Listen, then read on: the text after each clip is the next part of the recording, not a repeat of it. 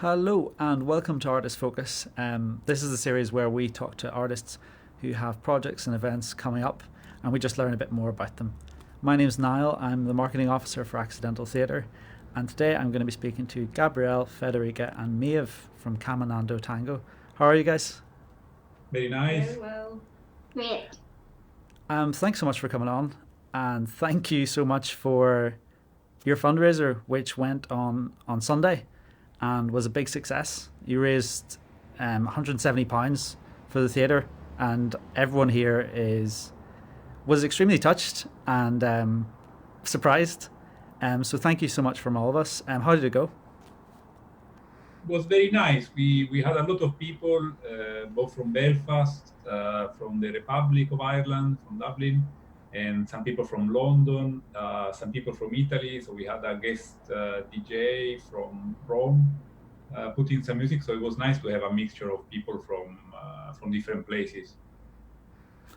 Yeah, I mean, we talked about this a bit before we came on, but one thing that we've all found now is that through like video calling and through taking to the web, you can actually connect people who otherwise you might never have danced with. Yeah. Yes. But at the same time, obviously, tango is a dance. It's, and it's between two people. How have you found that transition from, the rehearsal room in Accidental to online? Well, in any dance, I would advocate, even if it is a partner dance, I would always advocate that we need to be able to understand and move within our own body independently before or as we learn how to be with another person.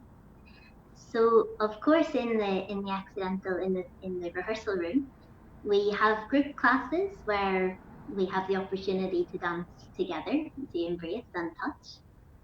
But often the classes will begin with some solo technique exercises so that we understand, as I say, our own body. And that's how we've made the transition to online at the moment. We have the weekly classes on a Wednesday and Thursday, and they are based on solo technique. So we have the opportunity to play and explore, albeit by ourselves. With the fundraiser on Sunday, there are a few people in the group who are partners or couples. And of course, they were able to dance together whenever Gabriele and Roberto were playing the music. Some people were dancing with their cats around the room. Some people were dancing by themselves. So there's still the opportunity to do it, even though we understand that tango is a partner dance. We can still very much practice and enjoy whenever we're physically apart. Yeah, it's an opportunity in a way to kind of hone your own skills and think about maybe what people have learned in your classes before the lockdown. I'm a relatively new start to Accidental. I only got here in December, but I understand Caminando have been running for a few years now. Can you tell us about how you started? Were you active in Belfast before coming to Accidental, or were you active outside of Belfast? So we started with tango before Belfast. Okay, so with Caminando Tango, we started about 2 years ago. So this is our second year of classes. We've always been running at the Accidental Theatre. We started with them. It's a fantastic partnership. It's a fantastic place that we found that kind of was born actually 5 minutes walking from our place in that direction. It's really, really close and convenient for us. It's an amazing place. Tango for us started 10, 11 years ago when we were living in Barcelona, in Spain. We were just starting to dance tango.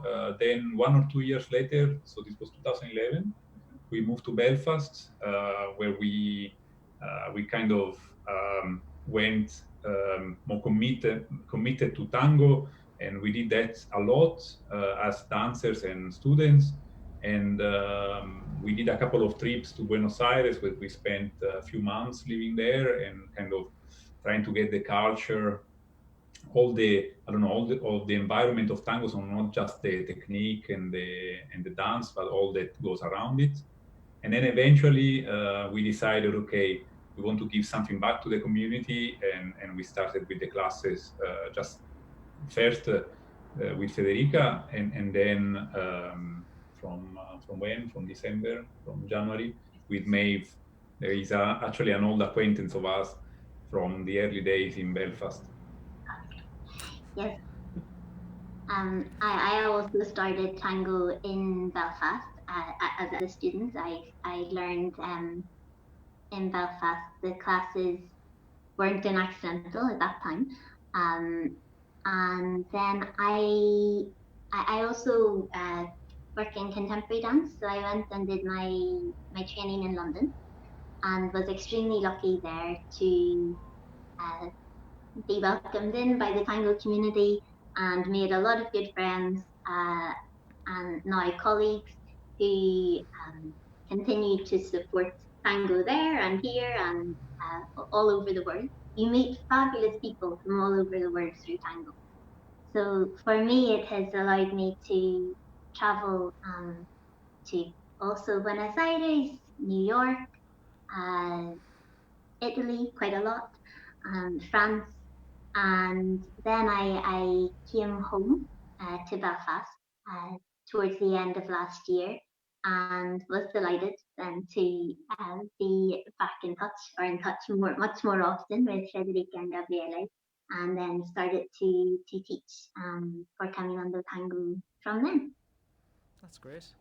Like, you're obviously all people who care very much about your craft, about tango, to put so much work into it and to give back to the community. Did you always plan, we've all been hit by coronavirus and we've all had to shut everything down, but did you think maybe whenever the lockdown happened, that was it always a plan to keep going online, or was it something that developed gradually? I think it was a conversation. So first, of course, we had a lot of plans. So we had personal plans of traveling for tango holidays and tango meetings in Ireland, in Europe, maybe even outside Europe, already planned for this year. Then we also had some plans of having guest teachers for coming to Caminando Tango at the Accidental to run workshops. Maeve was in contact with teachers to come and give some lectures. So we had a lot of plans going on, plans for 2020. So yes, at the beginning it was all, of course, a shock that we had to close. I think it was right before St. Patrick that we were discussing. Okay, we were kind of the last classes that were on, and we were discussing, okay, shall we continue, shall we not? It was kind of a difficult time where we were taking some decisions and actually looking around in the tango community all around the world, where all the events were kind of shutting down. So I think it was a kind of discussion that we were doing with Maeve during the following weeks, and because we didn't want to lose everything that we were doing at the time, we thought that this could be a nice thing to do, to continue the movement, to continue the program that we had. Yeah, it was like I was the same. I planned to travel a bunch for my own art, but it obviously all just around the same time. I think St. Patrick's Day was kind of certainly, it was a moment when things started to tip into, oh, this is going to be our lives for a while. But it's fantastic that you're keeping it going. What has the response been from, you guys have a strong community in Belfast. Have most people been open to the idea of doing dancing online? We have. It's not a big group, but it's a very united group, and this core nice people, of students that are very happy to follow us and are taking the online classes in a very positive way. So it's nice to see them taking up this challenge, which is obviously different for us as a tool for teaching. You're not in couples anymore. For most students are on their own at home, so it is challenging as well, trying to imagine what it could be when you're dancing with a partner. But it's nice. It's nice, and I think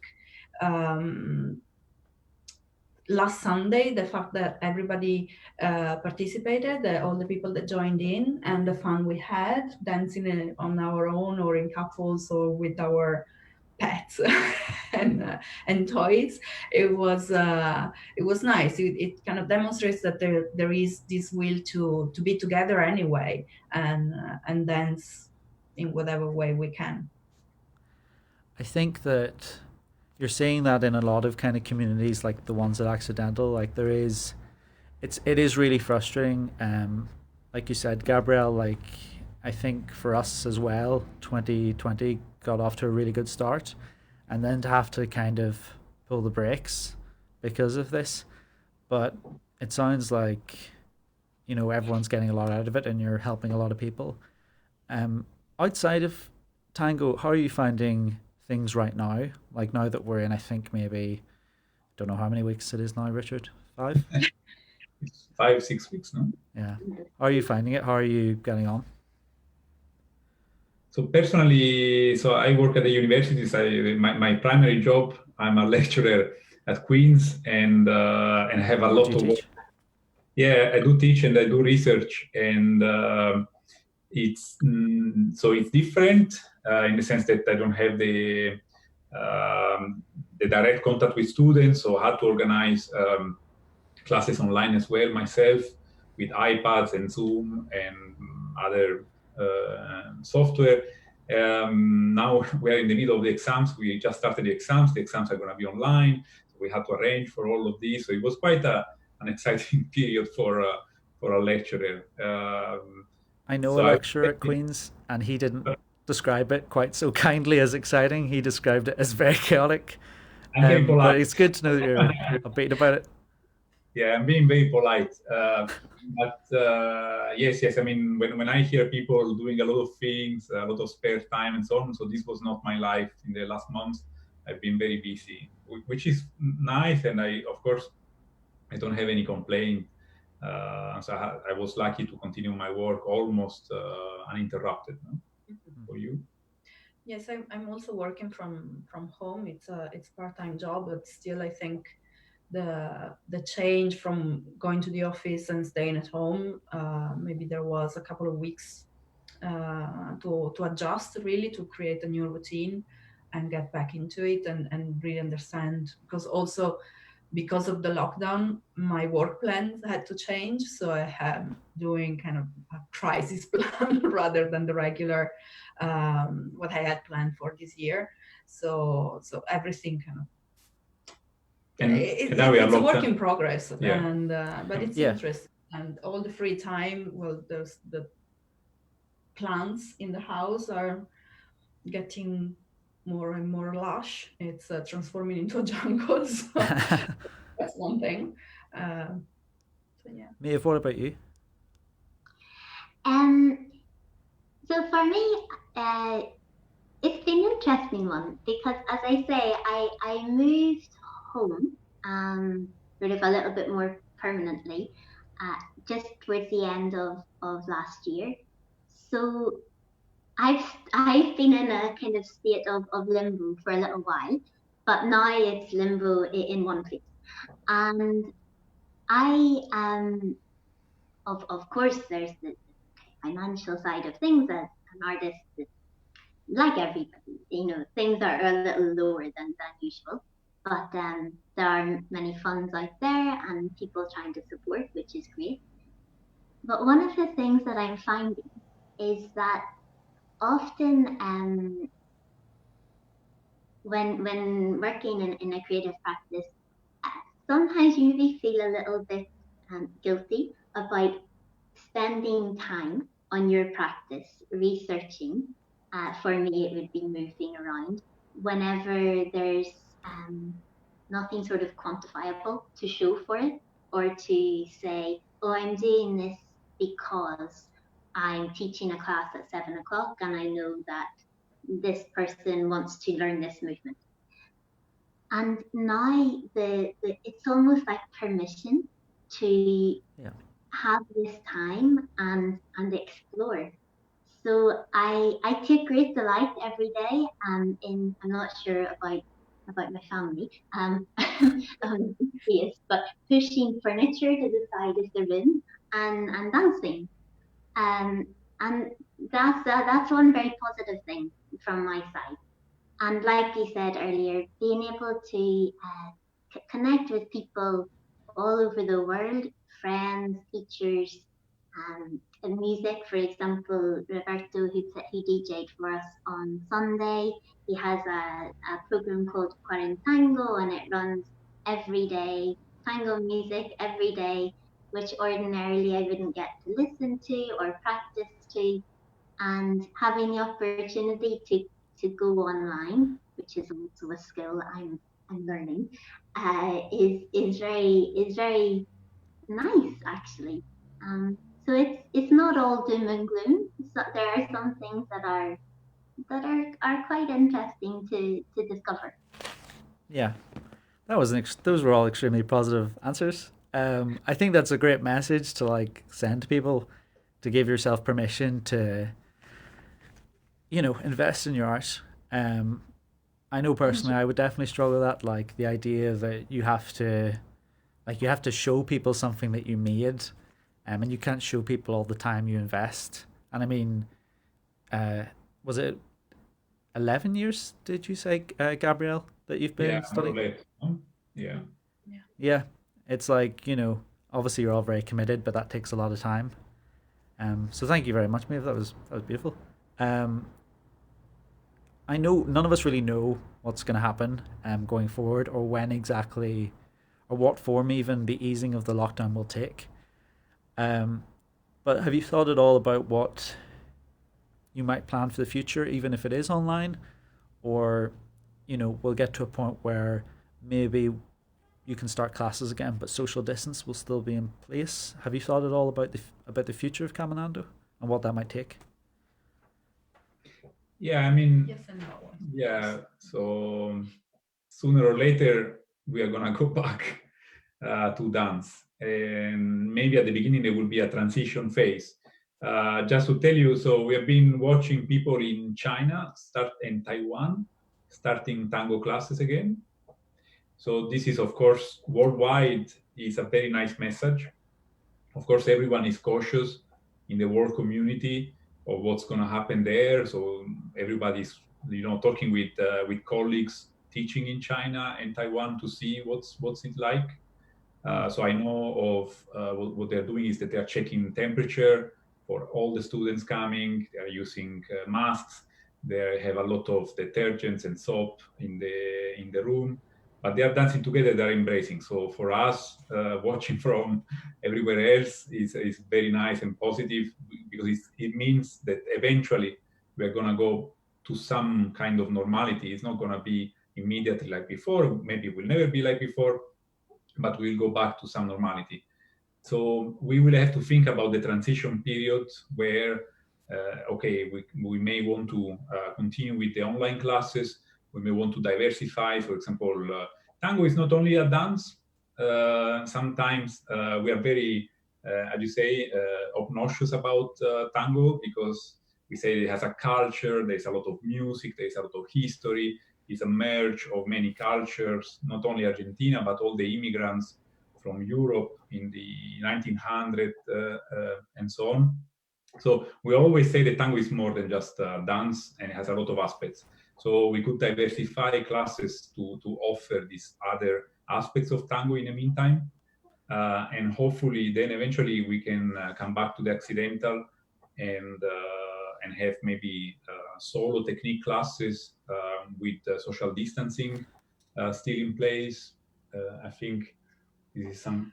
Yes, I think when the crisis began, there was this news coming out in Italy that coronavirus was had spread at the tango event.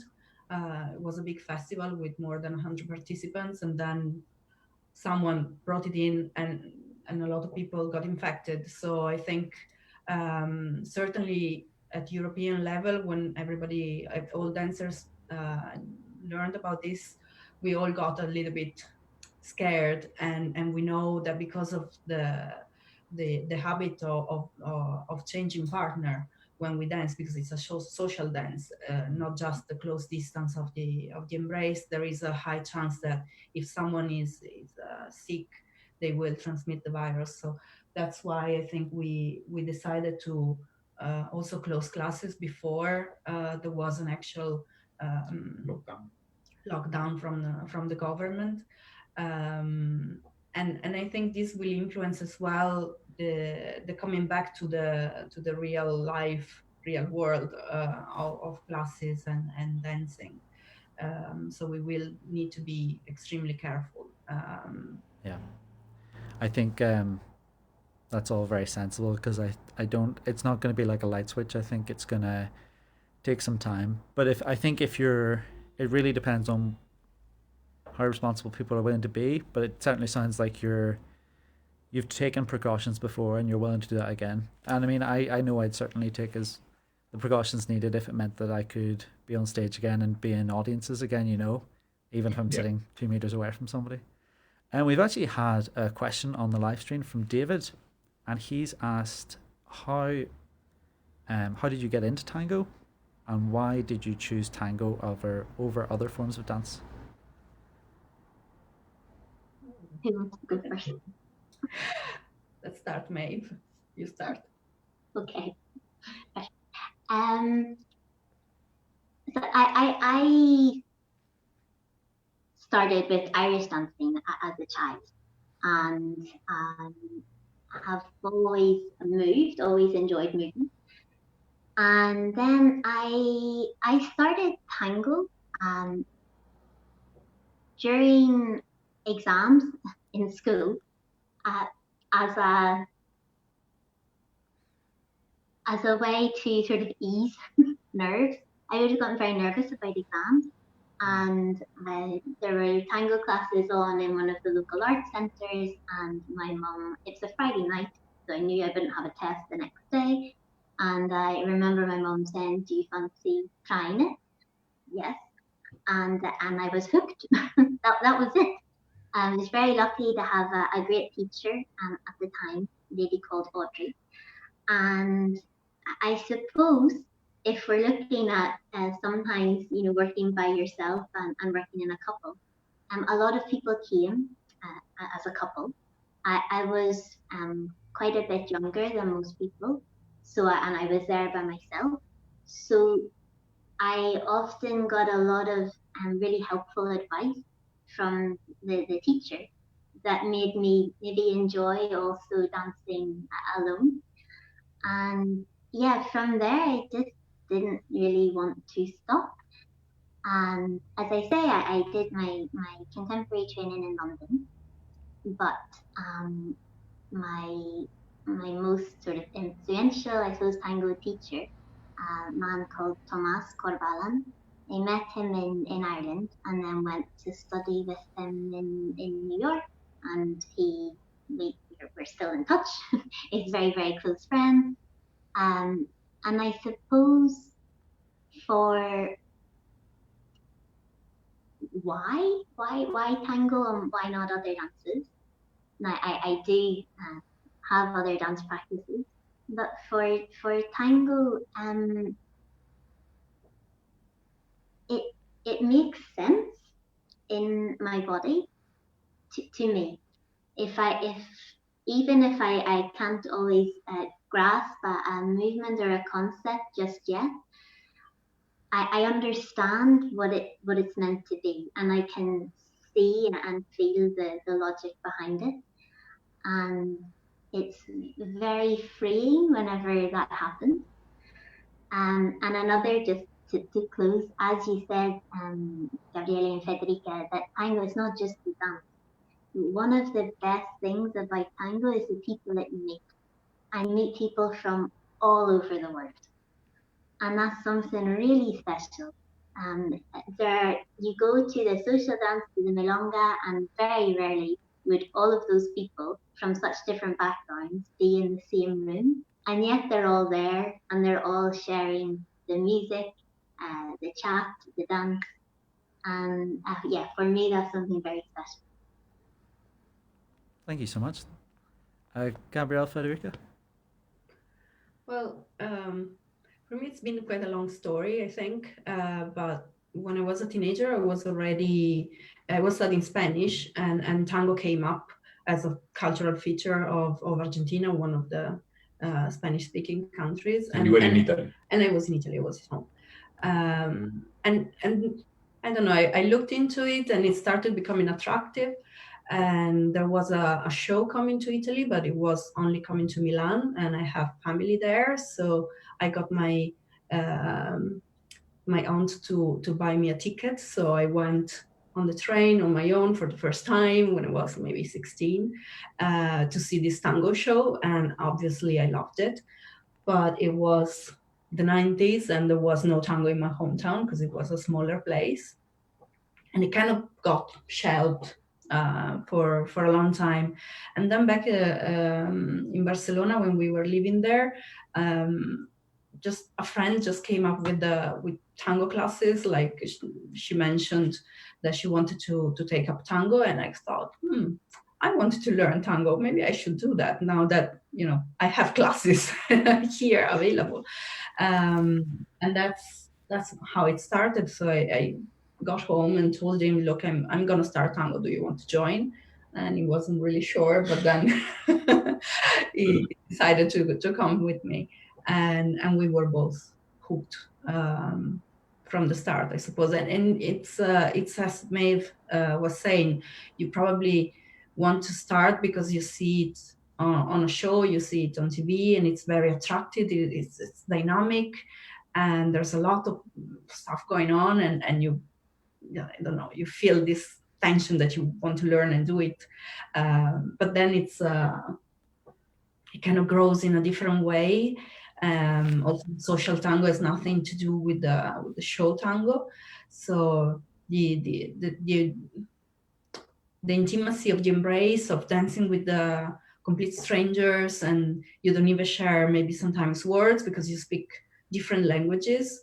And still you manage to dance, and it's beautiful, it's nice. You make a lot of friends. We travel, we used to travel, hopefully we will travel again very soon for tango a lot, and it's nice to go into new different communities and meet so many people and sharing this together with so many people. Yes. Sorry, those were all great answers. I was just thinking about how I would be the same. Like I got hooked, but then later on there's kind of a slower kind of, getting to know people and understanding that it's more than just, it's not just a spectacle. There's thinking behind it, and there's stuff that you can apply to your life from art. Thank you so much for the answers. Those were all brilliant. I hope that pleases you, Dave, if you're out there, David. Before we go, can I ask if people are interested in online classes and wanting to find a bit more about Caminando during the lockdown, how can they find out, or where would they go? Well, certainly to our Facebook page.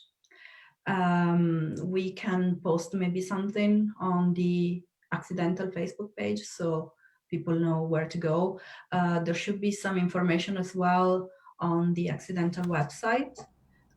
We don't have our own website, but information is out there both on Facebook and on the accidental website. But absolutely. Yeah. We actually have another question from David, and he's asked what you like most about dancing tango.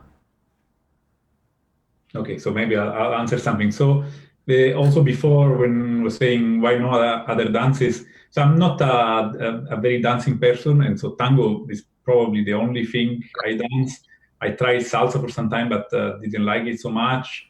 I think tango is more elegant, and there is a lot of connection going on there. What was the question again? The second question?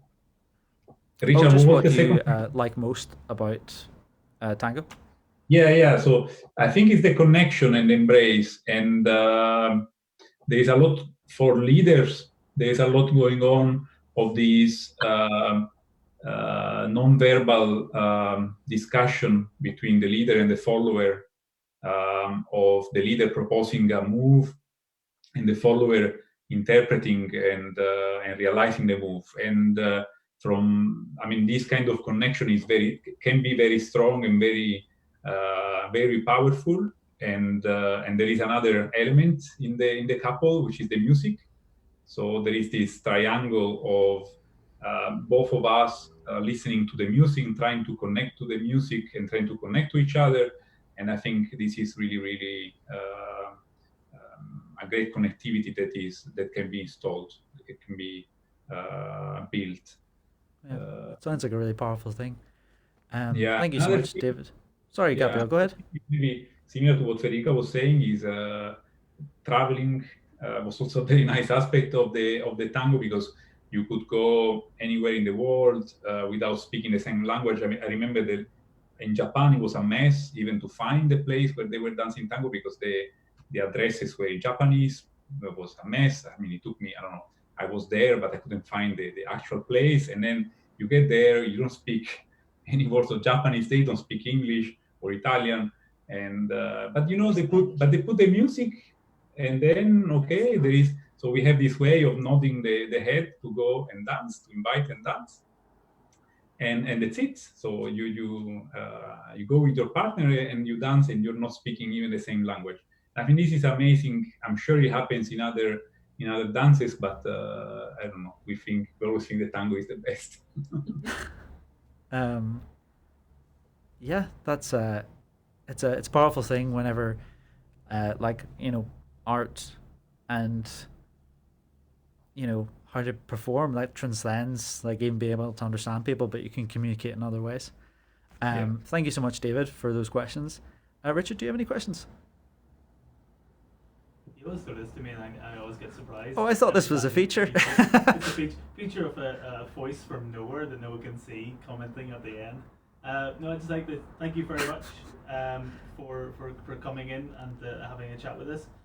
It was really lovely to get to kind of find out a bit more about what's behind the tango. You've been a resident with us for years, and it's lovely to kind of been involved in that kind of growth of the tango and your specific tango group with us. It's brilliant. Thank you so much. Thank you, Richard. Thank you for having us. And thank you, Accidental. Thank you both. You keep going. Oh, thank you so much. Yes, hopefully this is actually my first time meeting Caminando Tango in person, digitally, but I'm looking forward to meeting you in real life, hopefully soon. And maybe do a few steps of tango if you want. Well, we'll see. Yeah, that sounds good, actually. Thanks very much. Lovely. Thank you. Thank you. Cheerio. Thank you very much. I think that is us. Richard is brandishing his fist at me, so it's time to go. But thank you very much to Gabrielle, Federica, and Maeve from Caminando Tango. And tune in next week when we'll be talking to Hattie Godfrey from Figure This, who runs the Life Drawing along with Tommy Brunt. Thank you very much, everyone. Bye-bye.